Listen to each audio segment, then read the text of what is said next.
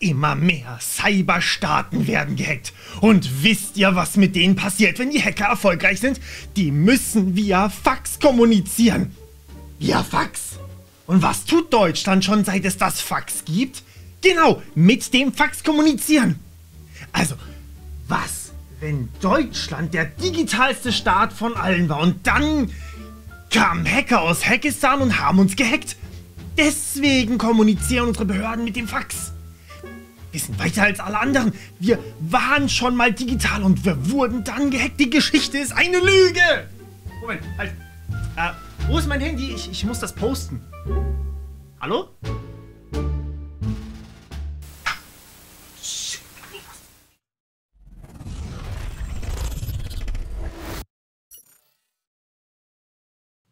Und damit herzlich willkommen zu den IT-Trends, dem wohl letzten Mal vor meiner Sommerpause.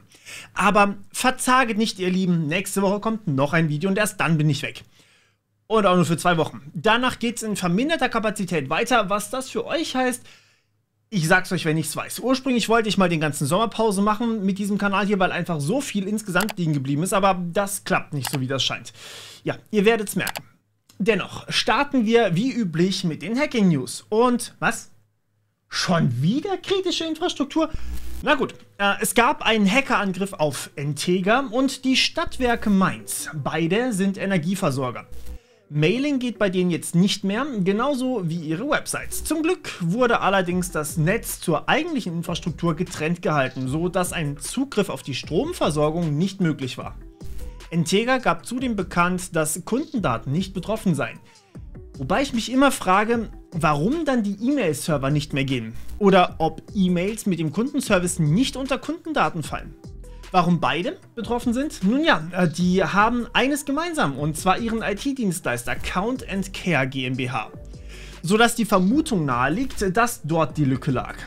Es geht nicht ganz so kritisch dafür mit höheren Schadenssummen weiter. Der Bored Ape Yacht Club wurde gehackt. Kommt euch bekannt vor? Ja, das liegt daran, dass wir den erst vor kurzem drin hatten, aber es ist trotzdem nicht derselbe Angriff wie letztes Mal. Dieses Mal wurde der Account des Community Managers Boris Wagner auf Discord übernommen. Mit diesem Account wurde dann Phishing im Namen des Bored Ape Yacht Clubs, des Mutant Ape Yacht Clubs und des The Other Side NFTs gepostet und dabei ein seltenes Giveaway versprochen und damit wiederum dann von den Leuten, die drauf eingeflogen sind, insgesamt 32 NFTs gestohlen und einige Ethereum. Der Schaden soll sich auf ungefähr $250.000 belaufen. Okay, schauen wir doch mal in Richtung Fliegen. Ist ja gerade Urlaubszeit, nicht wahr? Es geht weiter mit Pegasus Airlines, einer türkischen Billigfluggesellschaft. Billig heißt hier nämlich nicht nur sparen beim Fliegen, sondern auch bei der Security. So lag ein fetter Eimer mit Daten in der Amazon Cloud völlig ohne Schutz und konnte von jedem eingesehen werden. Die 6,5 Terabyte, die dort lagen, konnten einfach abgezogen werden und die 23 Millionen Dateien standen damit allen eigentlich offen. Darin waren Flugdaten, Versicherungsdokumente, Besatzung, Schichtwechsel und sogar Einzelheiten zu Problemen bei der Flugvorbereitung. Sogar Fotos der Besatzung inklusive Unterschriften, der Quellcode der Software, die sie verwenden, Klartext, Passwörter und Schlüssel. Wurde alles gefunden. Eigentlich wirklich alles, was es so an Daten gibt, lag in diesem einen Container. Ich will jetzt nichts Böses vermuten, aber stellt euch mal in diesem Zusammenhang die Daten in den falschen Händen vor. Da wird Flugzeug entführen leider geradezu leicht gemacht. Okay, einmal Hall of Shame. Wer von euch nutzt noch WhatsApp?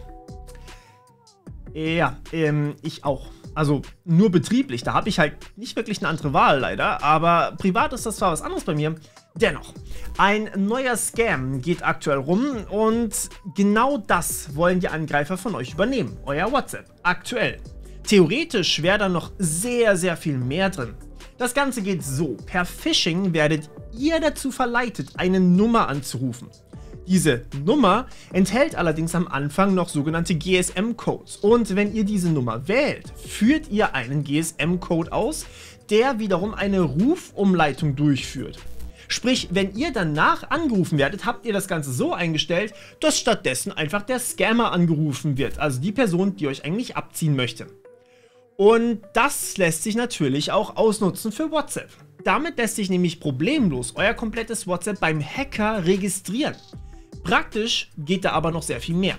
2-Faktor-Authentifikationscodes könnten einfach gestohlen werden und teilweise sogar je nach Website komplette Logins zurückgesetzt werden, sodass der Hacker sich einfach einloggen kann und alles ändern kann. Ruft also bitte auf gar keinen Fall wahllos Nummern zurück, das kann sehr, sehr übel enden.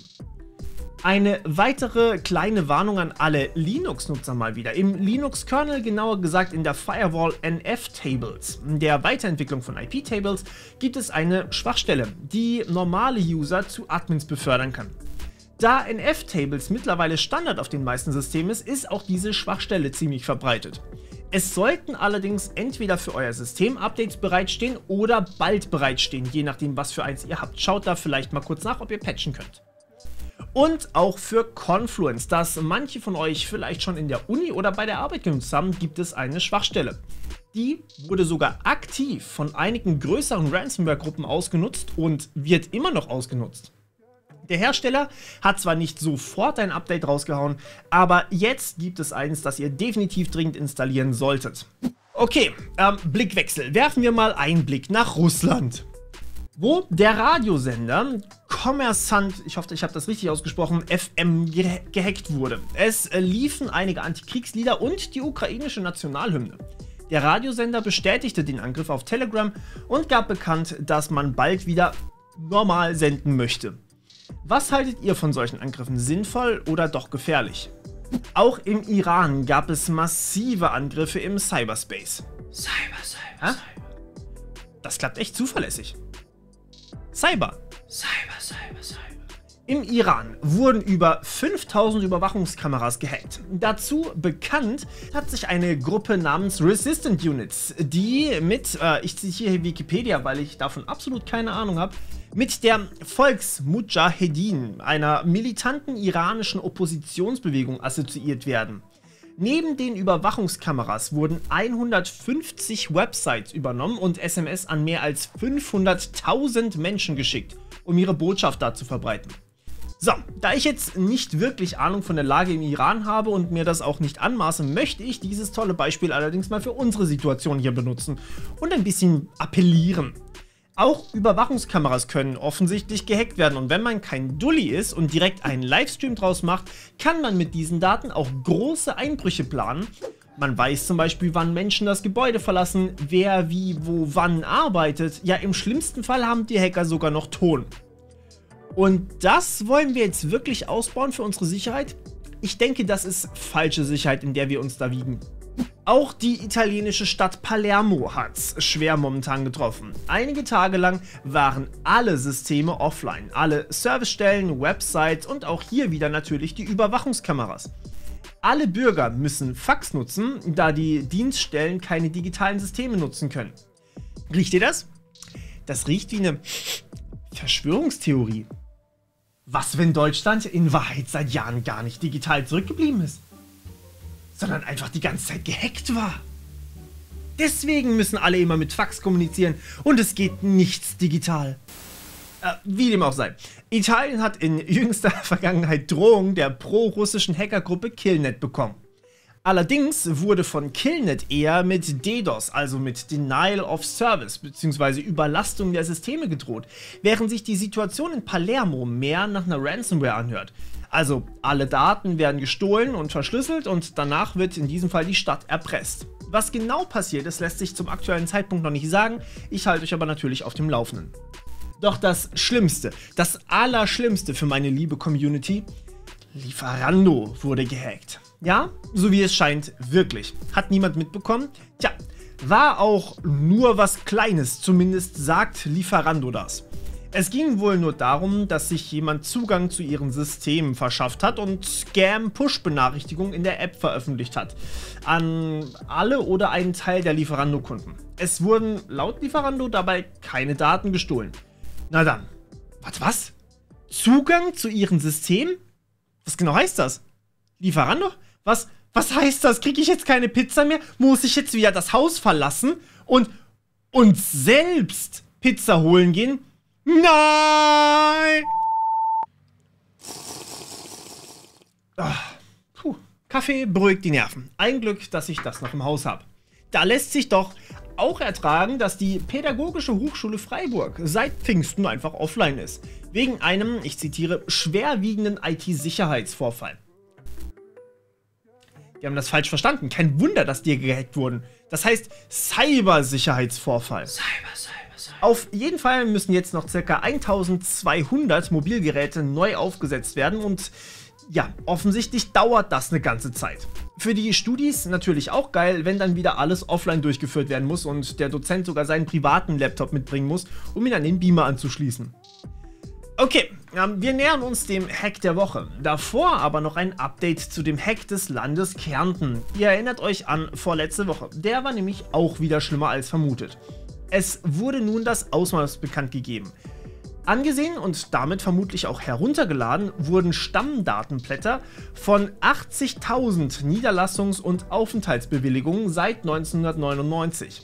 4.000 Kontaktdaten des Veranstaltungsmanagements und insgesamt ca. 200 Gigabyte an internem Schriftverkehr der Regierungsmitglieder. Die werden nun vermutlich gut durchgesehen nach Skandälchen oder sowas. Unser Hack der Woche geht allerdings an die Forscher des MIT. Die haben nun nämlich eine Lücke mit Namen Pac-Man in Apples M1-Prozessoren gefunden. Die gilt als nicht reparierbar. Über spekulative Ausführungen einem Prozess, um die ganze Ausführung von Code insgesamt und damit euren Rechner schneller zu machen, lässt sich, so die Forscher, ARM Pointer Authentication übergehen und das wiederum ist ein unfassbar wichtiger Mechanismus, damit alles so ausgeführt wird, wie es ausgeführt werden soll. Der Vorgang ist unfassbar komplex, daher kann ich ihn hier nicht im Detail erklären, das würde den Rahmen hier sprengen. Im Endeffekt bedeutet das aber für euch, dass wenn ihr Software bei euch auf dem Mac ausführt, die eine Sicherheitslücke hat zum Beispiel, über Pac-Man diese Sicherheitslücke noch viel gravierender werden könnte und beliebiger Code quasi als Administrator ausgeführt werden könnte. Eine kleine Lücke wird also zu einem systemzerstörenden Elefanten. Das ist Pac-Man. Jetzt ist das kein Grund in Panik zu verfallen, aber ihr solltet definitiv eure Software aktuell halten, denn Apple wird das vermutlich gar nicht reparieren können. Deswegen sind kleinere Lücken jetzt umso schlimmer bei M1-Prozessoren. Schauen wir uns doch aber lieber den Lacher der Woche an, den Olaf Scholz sich zuschreiben darf. Denn Olaf steht definitiv nicht auf der Leitung. Er hat nämlich keine. Also, Olaf Scholz, Kanzler vom Digitalstaat Deutschland, muss, wenn er verschlüsselte Videochats mit NATO-Partnern haben will, diese aus dem Verteidigungsministerium durchführen. Man möchte zwar nun aufrüsten, dass das geht, aber ich verstehe nicht, wie das überhaupt möglich ist, dass das nicht auch im Kanzleramt möglich ist. Ich meine, ich mache verschlüsselte Videochats hier aus meinem Arbeitszimmer raus. Ist eigentlich schon ein bisschen lustig, aber immerhin möchte man das nun angehen. Wo wir gerade dabei sind, kommen wir doch zu den Politik-News. Wisst ihr, es ist so ein Hin und Her mit der Ampel und mir. Vor allem mit der SPD. Mal freue ich mich, dass sie sich so entschieden gegen Chatkontrolle aussprechen und ja, dann das. Ist wirklich so eine Art Hassliebe, ich weiß nicht. Naja, warum möchte man nun wieder mehr Überwachung haben? Okay, denkt an die Kinder wieder. Ja, macht natürlich Sinn. Funktioniert ja so gut, ne? Unsere Innenministerin hat bekannt gegeben, dass sie wieder eine Art Vorratsdatenspeicherung haben möchte, die eben IP-Adressen speichert. Weil die braucht man, wenn man solche Vergehen eben verfolgen möchte. Ich zitiere mal kurz. Es geht darum, wie können wir die IP-Adressen möglichst sichern, sodass wir in diesen Fällen Zugriff haben und die Täter auch ermitteln können. Zitat Ende. Es ist dann im Endeffekt so eine Art Quick Freeze geplant. Das heißt, das hatten wir auch schon mal besprochen, dass Polizei direkt anrufen kann und sagen kann, ey, alles was diese IP-Adresse da gerade macht, bitte einmal einfrieren, das brauche ich noch. So, und dann wird quasi alles von dieser Person mitgeschnitten. Oder das volle Maß an Vorratsdatenspeicherung, dass alle einfach konstant mitgeschrieben werden. Ja, das Letztere wird aber wahrscheinlich mit dem EuGH schwierig, denn der hat das Ganze ja schon verboten. So, die Frage ist halt dann immer noch, inwiefern hilft das den Kindern wirklich? Nach meinen Erfahrungen wird ja nicht mal mit einem VPN in die Schweiz weiter ermittelt, weil ist zu teuer. Wenn man also Kinder missbraucht und diese Sachen dann sogar noch ins Internet stellt, dann denke ich nicht, dass man das nur mit einem VPN macht, sondern eher irgendwelche gewissen Boards benutzt, ja, Foren benutzt. Das heißt, so eine IP-Vorratsdatenspeicherung, die würde nicht mal wirklich was bringen. Aber das weiß Nancy eigentlich sicher selbst. Oh, Moment, da klopft noch was. Ja. Ah, Terrorismus. Cool, ja. Also, der Rat für Justiz und Inneres will noch mehr Überwachung haben. Dieses Mal wegen Terrorismus. Ja, die Kinderkarte kann man halt nicht zweimal spielen, ne? Man möchte Verbote für und Vermögenswerte von Personen einfrieren oder Organisationen, die radikalisieren oder gewalttätig extremistisch sind. Und dazu muss natürlich Verschlüsselung verboten werden. Ja, das macht ja eigentlich nur Sinn, oder? Also, es gibt jetzt zwei Möglichkeiten, um eben Terrorismus vorzubeugen. Die eine Variante wäre, wir verbieten einfach Verschlüsselung kollektiv, das heißt Signal-Verschlüsselung ist quasi nicht mehr möglich, auch WhatsApp ist nicht mehr möglich, alle E-Mails müssen entschlüsselt werden, Nachrichten dürfen generell in Messengern auch nicht mehr verschlüsselt sein und wir scannen dann auf den Servern von Signal, von WhatsApp und scheinbar auch von jedem einzelnen Matrix-Server da draußen. Keine Ahnung, wie das machbar sein soll, aber okay. Nach Terrorismus-Nachrichten und ja, solchen Sachen eben wie Kindesmissbrauch oder auch Cybergrooming, also quasi Anbahnung von Kindesmissbrauch, sozusagen, wenn alte Menschen junge Kinder anschreiben mit diesem Hintergedanken halt. So, das wäre die eine Möglichkeit. Die zweite Möglichkeit, und das ist jetzt eben gerade diese EU-Innenministerbesprechung, die zweite Möglichkeit wäre durch die Chatkontrolle. Das heißt, da soll das Ganze ja quasi schon kommen, aber die Verschlüsselung soll beibehalten werden. Das heißt, diese KI, die das Ganze scannt, liegt nicht auf den Servern, sondern auf euren Endgeräten, also eurem Handy, eurem PC etc. Da soll dann quasi so eine KI reinkommen und die soll alle Nachrichten nach eben sowas scannen. Und jetzt eben nicht nur Kindesmisshandlung oder Cybergrooming, sondern auch Terrorismus. Und ja, da sehen wir schon, warum Chatkontrolle eigentlich ein bisschen ein Problem ist. Denn genau dieses Erweitern von dieser Chatkontrolle, von diesem Mechanismus, wir können ja eine KI bauen, die danach sucht. Genau davor warnt man eigentlich schon die ganze Zeit, warne ich ja auch schon die ganze Zeit. Denn dieser Entwurf kann, oder diese Technologie kann maßlos erweitert werden und plötzlich haben wir dann alle eine KI auf dem Handy, die schaut, ob wir uns an alle Gesetze insgesamt halten. Sprich eine KI, die vielleicht allem lauscht, was ich sage, alles filmt, was ich tue und dann einfach guckt, hinterzieht der Kerl vielleicht Steuern oder laufen da irgendwelche Deals, so bezahlt er vielleicht seine Nachbarn, oh mein Gott, und bezahlt keine Steuern für die, solche Sachen könnte man, oder Urheberrecht, ne, ihr kennt das ganze Spiel, sowas könnte man theoretisch in so eine KI natürlich auch reinschrauben, braucht dann halt mehr Rechte und ja, sowas wäre grundsätzlich eigentlich auch möglich. Das ist aber halt gefährlich, denn eigentlich ist genau das, was in 1984 passiert. Und wer jetzt das Buch noch nicht kennt, der möge es sich gerne reinziehen. Das gibt es kostenlos online zum Lesen. Ja, ich weiß, ihr lesen, aber haben wir Juristen hier unter uns? Dürfte ich das Ganze als Hörbuch vorlesen und hier auf dem Channel hochladen? Nur so mal theoretisch gefragt. Und nur um das Thema rund abzuschließen, gegen eine Verschlüsselung mit eigener Software hilft dieses Projekt natürlich immer noch nicht. Das heißt, wenn ich bei mir hier ein Linux habe, was natürlich Open Source ist, was so eine Software nicht bei sich vielleicht installiert hat, oder ich ziehe es mir einfach aus USA oder sonst woher, und dann ziehe ich meine Daten per USB dorthin, verschlüssele die und schicke sie einfach an Leute auf der ganzen Welt. Das geht ja immer noch wunderbar, ohne dass es jemand merkt. Oh, und natürlich Darknet-Foren und Marktplätze sind noch immer weit offen. Just saying. Aber hey, wir können es ja auch wie Russland machen und da kommen wir schon zum nächsten Thema. Dort ist das Tor-Netzwerk schon sehr lange verboten und nun werden auch komplette Protokolle rausgefiltert, also von den Internetanbietern, die werden einfach weggeschmissen. Eines dieser Protokolle wäre zum Beispiel IP. IP ist das, mit dem ihr im Internet die ganze Zeit kommuniziert, aber da gibt es noch andere.